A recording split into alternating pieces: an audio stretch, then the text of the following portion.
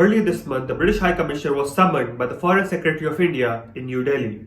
He was summoned to lodge a formal protest against the discussion of the Indian agriculture reforms in the British Parliament. Now we know that the High Commissioner of our Western neighbour is a regular guest at the Foreign Secretaries, but it is unusual for a friendly country's ambassador to be invited. Therefore, I decided to look into this parliamentary discussion to see what the fuss was all about. On 8th March 2021, the British Parliament discussed an e-petition to urge the Indian government to ensure the safety of protesters and press freedom.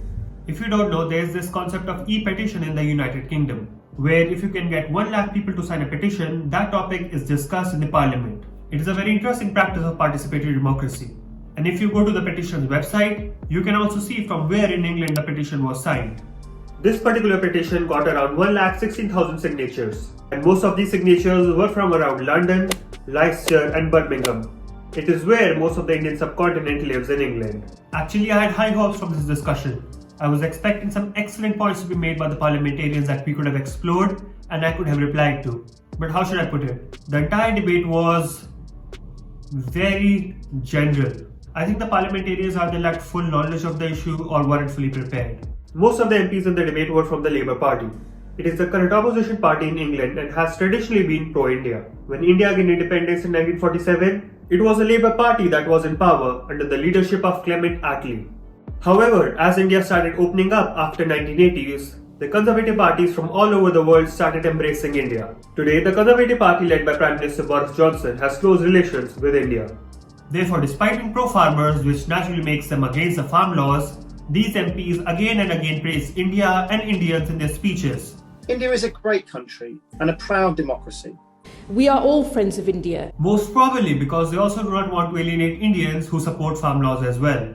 In the discussion, the MPs also refused to talk about the merits and demerits of the Indian farm laws, saying it is India's internal matter, which it is. Now, as I sat through an hour and a half listening to British politicians speak about freedom of expression and right to protest in India, I realized that these conversations are very common and they take place in India every day among its people as well as the press. And while I agree that India should keep on striving to improve implementation of its civil liberties, it is also quite clear that Indians themselves are more than capable enough to uphold them. There were also a lot of comments made in the discussion on the treatment of farm protesters by the Government of India. While the concern is appreciated, I looked for the comments made in the British Parliament when the French security forces were firing tear gas and beating up Yellow Vest protesters in Paris. I couldn't find any. I also did not see a full-fledged discussion on the use of military equipment by the US government on its own citizens during the Black Lives Matter protests. Are the rights of French and American protesters not universal? Or are they not important enough to warrant a discussion in the mother of all parliaments? Ladies and gentlemen, the conflict between security forces and protesters is common, even in the most peaceful of protests. And this point I tried to make is well summarized by Theresa Villiers, a Conservative MP who spoke in the discussion. Now, I hear the concerns expressed about the response to the protests, but when thousands and thousands of people are involved in demonstrations and encampments lasting months and months, no policing response can altogether avoid controversial episodes. After all, complaints about police officers here in the UK are frequently made after mass protests. But that isn't evidence that democratic values are under threat in this country, and nor is it in India. After going through the speeches of all the MPs, one question came up in my mind. What was the point? Nothing that was talked about is out of the ordinary. Indians themselves actively talk about these issues freely every day. So why spend nearly 90 minutes talking about India while the UK itself is struggling with coronavirus? One answer is obviously because an e-petition was filed and therefore the parliament had to talk about it. It is the rule.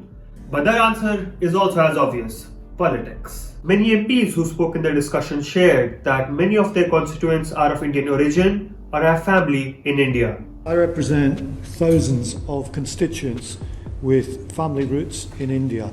As a friend of India, not just because of my constituents who originate from India. And therefore, by talking about India's farm laws, India's right to protest and India's freedom of expression in the British Parliament, before Boris Johnson's visit to India, these politicians are simply appeasing to their constituents and doing vote bank politics.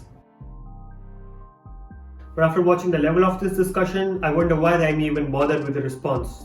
But I do believe that Indian parliamentarians can learn something from this. It is high time that they start talking about major global issues that are not just limited to the people of Indian origin. As India and Indians become more prominent day by day across the globe, any major incident that happens anywhere in the world affect Indians, because today India is world.